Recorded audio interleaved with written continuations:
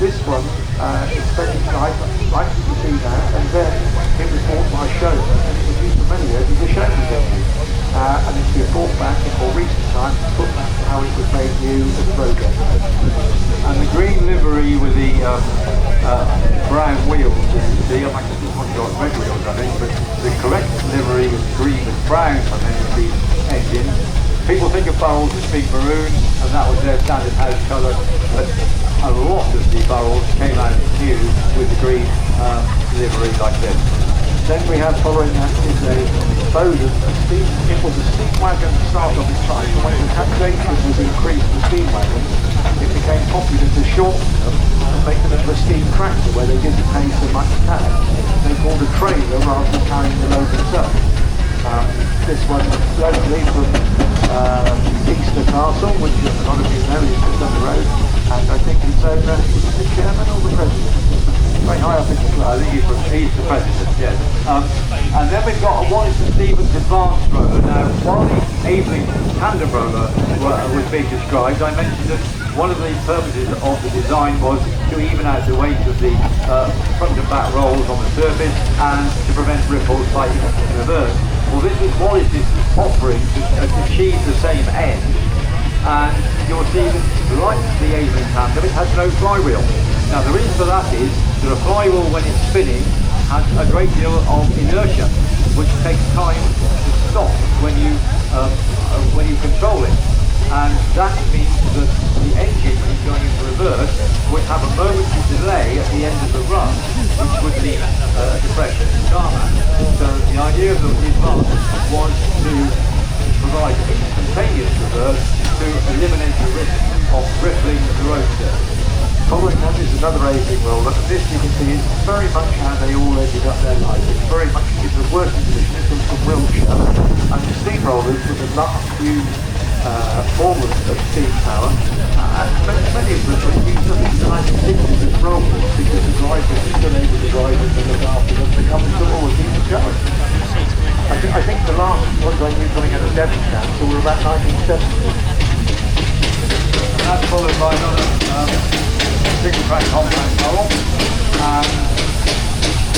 Yes, another one is just coming along quite noisily up to the geometry box.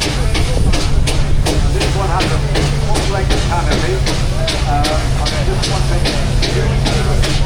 well, I'm going to get through the alignment rule. That's exactly what I was thinking. That's not always a thing. It's a ball-type canopy. Yes, the TV will get it will be from the Preston area. Yeah. So this will allow me behind the ball. Their own canopies, all being full length. And often they had a toolbox at the back and they send into the canopy with all of the tools. And now we've got another barrel. This is an estate engine, I think we call it. It's a road engine, a Polish road engine, and you'll notice that it has the belly tanks are the front belly tank on the flywheel side in front of the flywheel stops at the size of the boiler rather than extending out as in other road motors. And this is to allow the belt to be used to drive the machine on a low plane so that you have something like a shaft cutter sitting on the ground and not a torque engine, and a torque engine as well, and it would allow the belt to run downhill from the flywheel and not be obstructed by the belly tank. Another Foster, and we had a Foster in a tractor. This one you'll notice the front wheels are set back a bit. It's an early design of Foster, and what it actually benefits you is if the front wheels are closer to the back, it gives you a very increased maneuverability within the yard if you were tracking. 9 times out of 10 you have to shove many times to line up to the tracking machine, and this made it much easier. And then we've got another Garrett 4CD. We saw one at the beginning of the parade. And as I said then, they were sold off, many of them were sold off at a good price by Garrett after the war to shift the stock, so to speak, from the cancelled military order. And so they were quite popular because they were a bargain buy, if you like. Very capable engines, a lot of them were used in timber. Because fairgrounds as well, I think they punched above their weight where they could put a good load and generate do the work of a much bigger engine. So working in timber and on the fairground, they were regarded as being a very capable engine. When they said they're meant to be 5 tons, I think you'd have to take a lot of parts, the coal and the water, and everything out of it to make it to be 5 tons. We got a Marshall now, Marshall to Gainsborough. As I say, they were one of the Lincolnshire agricultural manufacturers, and they produced a vast range of equipment, not just engines and thrashing machines, but they got into all sorts of export markets for steam machinery, and then of course they moved into early oil engine tractors and then the early diesels. And as we know, we have got the largest display ever mounted of the Marshall diesel tractor here at Welland this year. I can speculating say Without a doubt, I would say without a doubt. an Apeling and Porter tractor, yet another manufacturer version of the tractor, but this one, if you look at the back wheels, they're not the same shape as all the other ones. They've got a series of Y shapes, and that's because the wheel is made of cast steel in one operation. So you can mass produce them rather than having to have an assembly shop and a foundry making the hubs and the rivets and riveting all the wheels together. This came as an assembly ready to fit. So we have a fairly early Burrell agricultural signal to this. We talked about Burrell being a prolific manufacturer of compounds in 2 different styles, but they did make singles as well, and there is an example of an earlier thrashing engine from the same company. And another reason, but this time the cylinders, you'll see the size where the brass plate is flat, which means that inside there are slide valves. The one that went through earlier has a piston valve.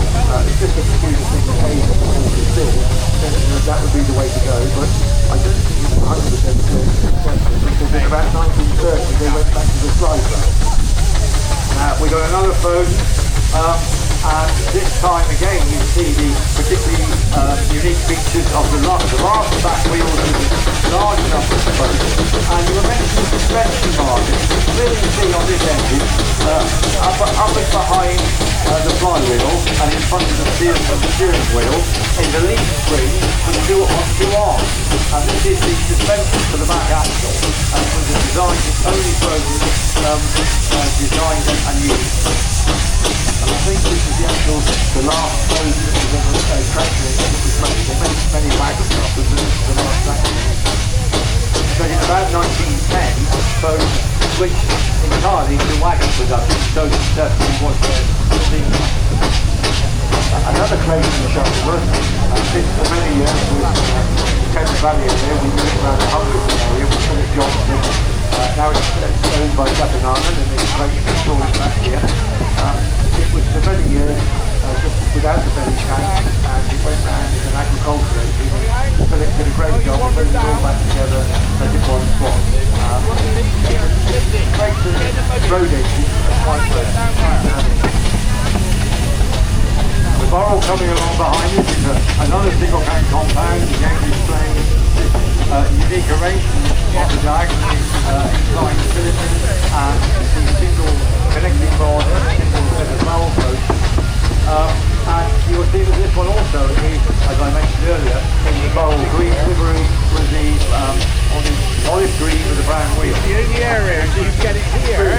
That's got 3 feet, so obviously they had to get from one job to the other very quickly. And it also, you know, it has a full width near-side belly tank, which would be instructive to a low running belt.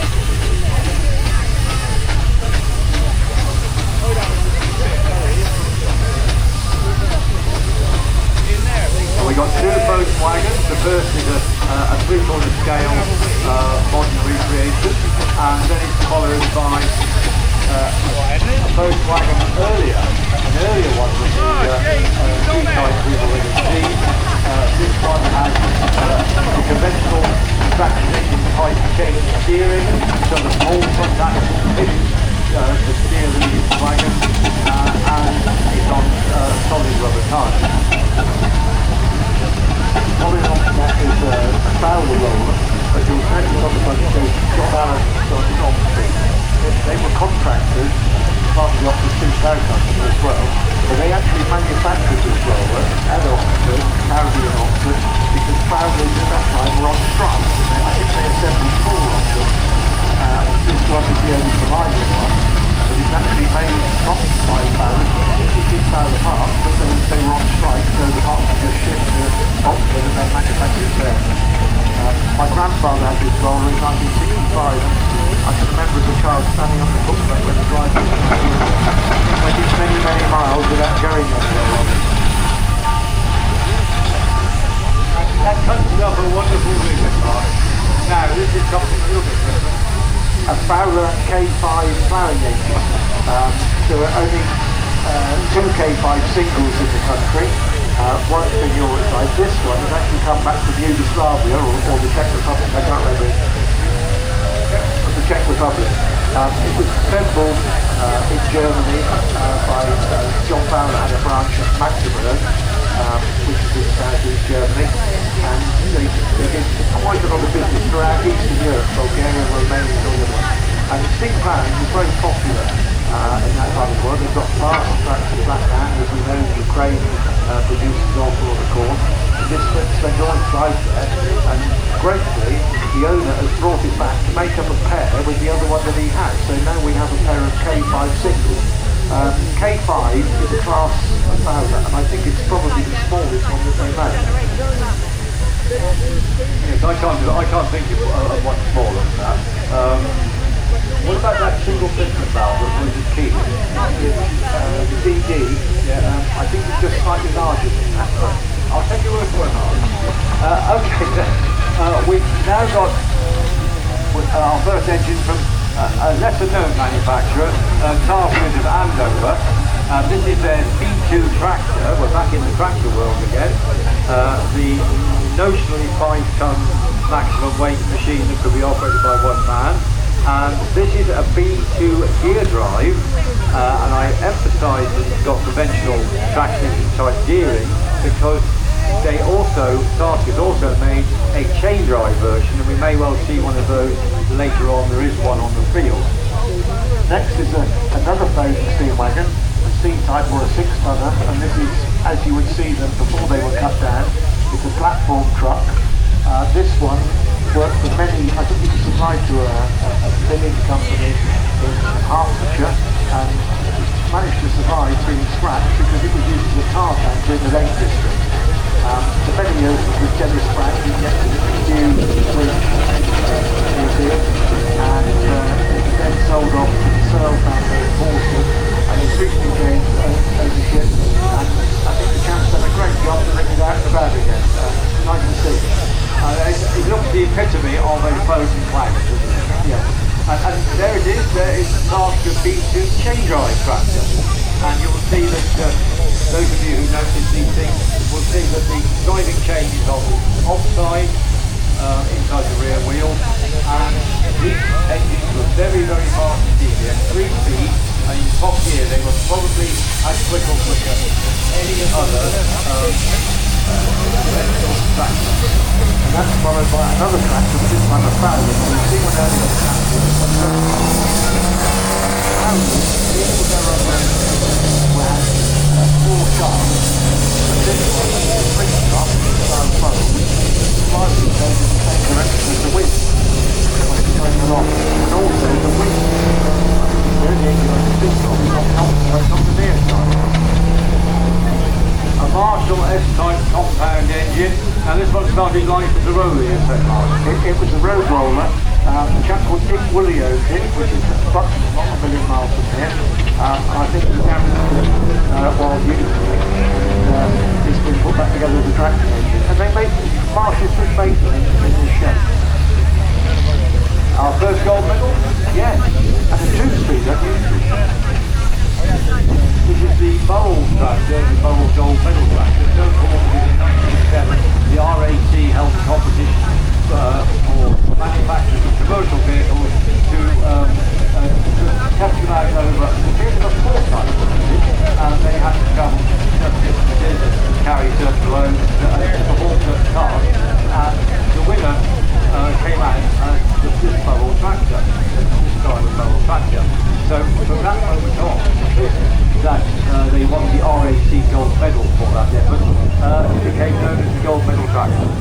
And a beautiful Foster, it's gleaming, runs very quietly.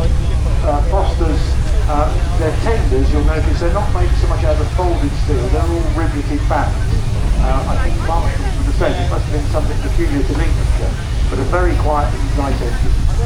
And one of my favourites, it's always immaculately turned out. I know they say this every year, Jeff James and his family bring the engine up from South Wales, and it is always a joy to see it. I like Foster and the Goldwell, and this is one of my favourites. Another Bowden, this is a D-type, which is normally they were made solely as timber tractors. You can see on the front that over the front box there is center rollers, which we can vary so that the wind can come out of the front and the center rollers at the back, and the wind comes out of the back. But this particular one was supplied here to the Herefordshire Council. Did it work close to here? I'm not sure which areas they were. They had 3 of them, as well as a number of Avon tractors, and their principal duties were to provide roadstone and other materials and transport them about the country to maintain and improve the roads. Given the state of our roads in Herefordshire now, I rather wish they were still at work. Another D-type following that. I don't think anywhere else and see 4 D-types in the same show. No, and particular features of D-type are that they have on their own solid tyres, 4-wheel solid tyres of the D-type wagon, and they all have a winch fitted on the back axle, and you see the winch fairly, those rollers at the back of the machine, and this was because they were essentially built as a timber tractor. And that's followed by a compound ransom. Simpson Jeffries of Ipswich. Ransom's one of the manufacturers who really majored in single-cylinder engines. Their single cylinders for farmers and contractors were very popular throughout the world, really, because they're big export market, selling engines and fashion machines and combination sets. But like most manufacturers, like all of them really, they offered a compound option. It wasn't taken up by many buyers of Ransoms, but this is one quite rare example. And that's followed by Foster's version of the 5-ton tractor. If you look on the front, you can see that there is a shape at the bottom where it says William Foster, and the First World War tank. And this was in homage to the fact that Fosters made tanks in the First World War, and after the First World War, all of their engines carried this shape. They were very much made in secret in the factory, and nobody was to talk about it. And Winston Churchill designated them as manships, but nobody was allowed to call them that. The code name was that they were called water carriers for Mesopotamia. Mesopotamia is what now Iraq. And the people who worked in the factory couldn't be bothered with this long type of water carriers for Mesopotamia, so they just called them tanks, and things were stuck ever since. As a worldwide description of the heavy armoured fighting vehicle. And I should say, Mark, that the Foster works under Sir William Britton, who was knighted for his effort, designed as well as made the first tank. It was written and the chief designer of Foster's, and Colonel Wilson, who designed the epicyclic gearbox. Now here's something quite impressive. We've got a Bowden D-type tractor, a timber tractor, hauling a period Bowden timber carriage laden with timber. Now that is a really spectacular exhibit, ladies and gentlemen, demonstrating exactly what the machine was built for. And following that's another Bowden 6-tonner all the way from Dorset. Many of you might have seen Turbo, the man who's driving it, Mr. Vincent. He has featured on a few television programmes doing restoration.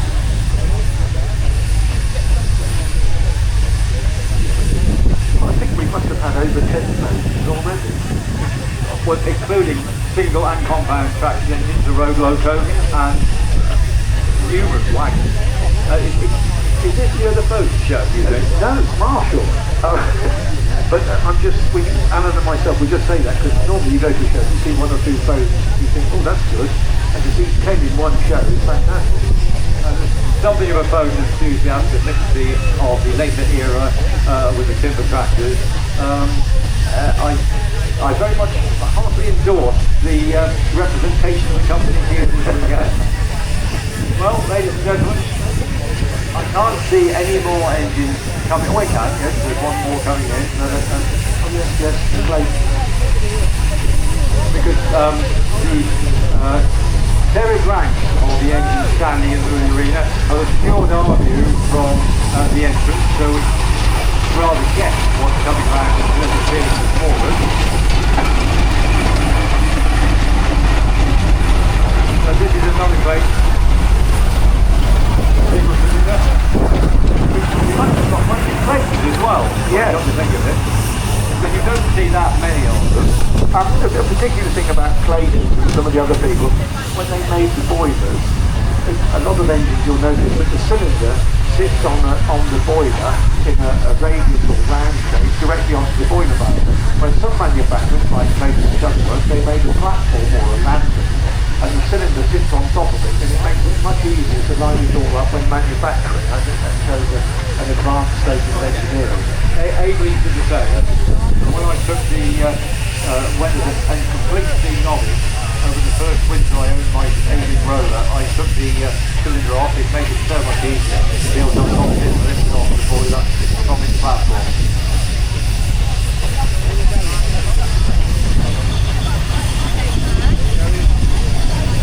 I can't see any more coming in. Well, here they are, ladies and gentlemen, in front of you. There's probably 60 or 70 engines. And while they sit there, we have to be grateful for all the people who just brought them here, but we also have to remember some of the people that are no longer here. And in the last few months and years, we've lost a lot of good friends in the steam world, and probably just give a few seconds just to think about them.